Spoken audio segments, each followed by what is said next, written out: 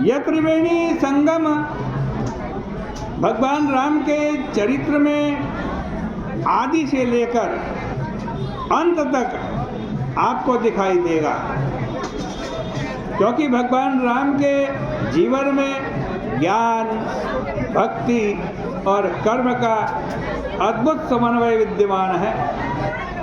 गंगा और यमुना के उद्गमों पर अगर आप दृष्टि डालेंगे तो आपको इनमें दूरी दिखाई देगी।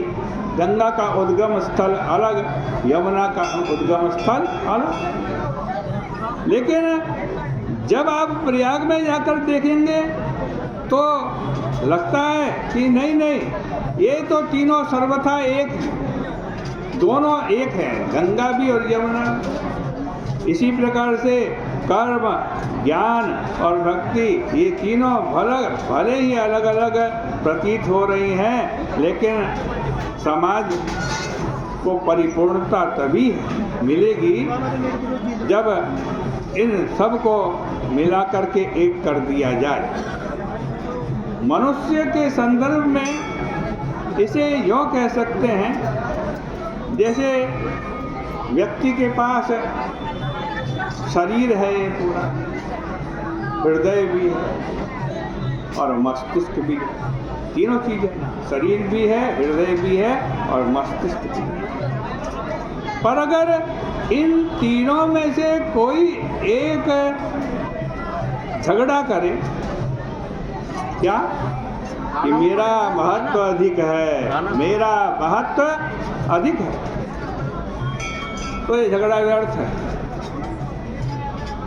क्योंकि यदि शरीर नहीं रहेगा तो हृदय और मस्तिष्क का क्या अर्थ है?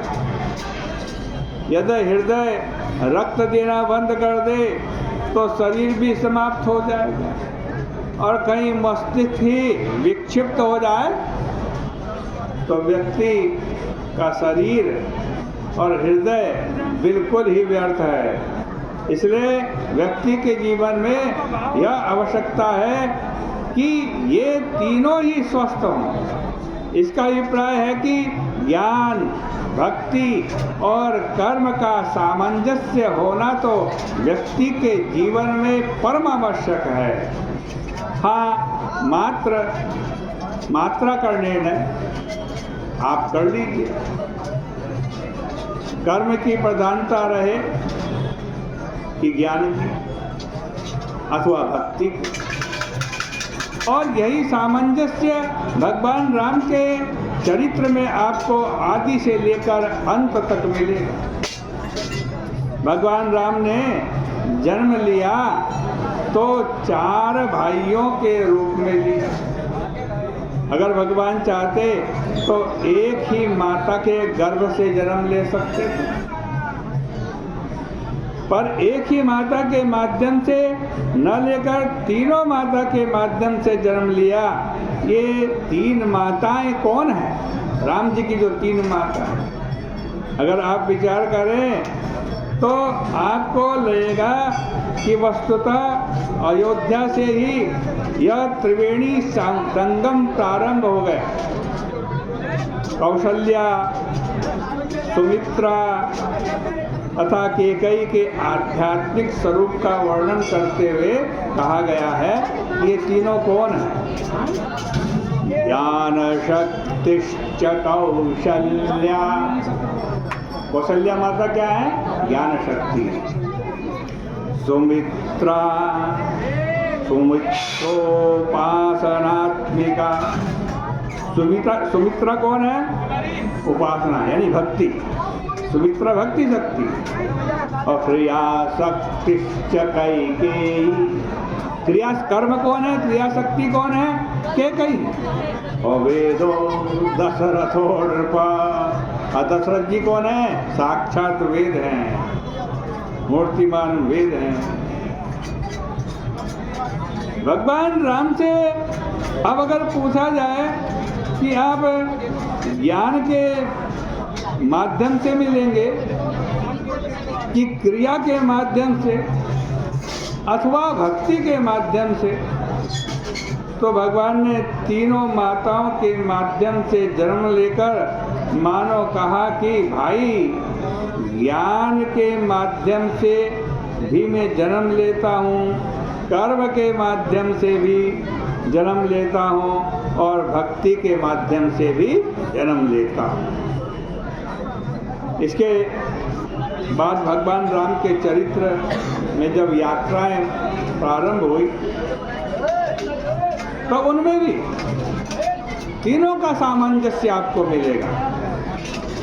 जब भगवान राम विश्वामित्र के यज्ञ की रक्षा करने के लिए उनके आश्रम तक की यात्रा करते हैं तब मानो यह कर्म पथ था, क्योंकि कर्म पथ का अभिप्राय है कि जो कर्म अन्यायियों तथा राक्षसों को दंड देने के लिए, बुराई को मिटाने के लिए, यज्ञ की रक्षा करने के लिए किया जाए, जहाँ पर सत्कर्म का उद्देश्य स्वार्थ न हो, लोक कल्याण हो।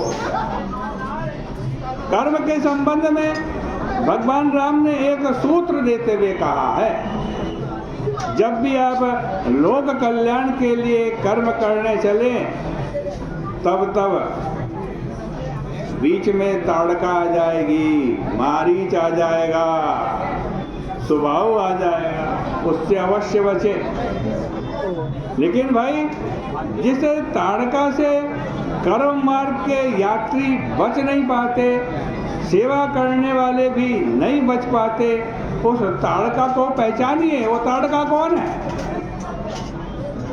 इसके आध्यात्मिक स्वरूप का वर्णन करते हुए गोस्वामी जी कहते हैं कि यह ताड़का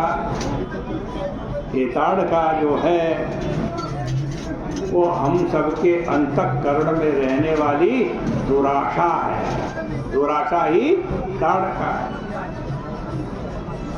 ऋषि हित राम सुखे सुता की, सहित सेन सुत कीन विबाकी, सहित दोष दुख दास दुरासा, दलन नाम जिमि रवि निशिनासा।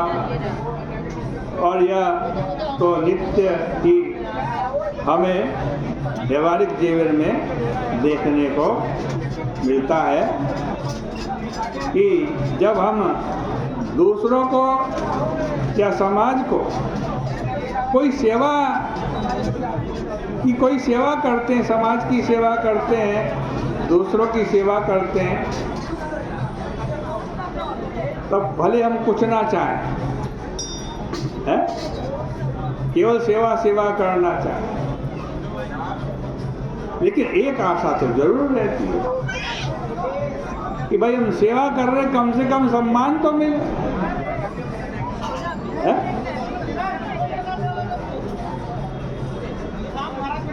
कुछ न कुछ आशा पाल लेते हैं, बस यही ताड़का है। परंतु भगवान श्री राम ने ताड़का का वध कर दिया। इसका अभिप्राय है कि यदि आपको यज्ञ कर्म की रक्षा करनी है, सेवा करनी है, तो सेवा कीजिए, पर बदले में किसी भी प्रकार की, यहाँ तक कि सम्मान पाने की भी आशा नहीं करनी चाहिए। अब ताड़का के दो बेटे हैं, एक तो सुनहला मृग मारीच,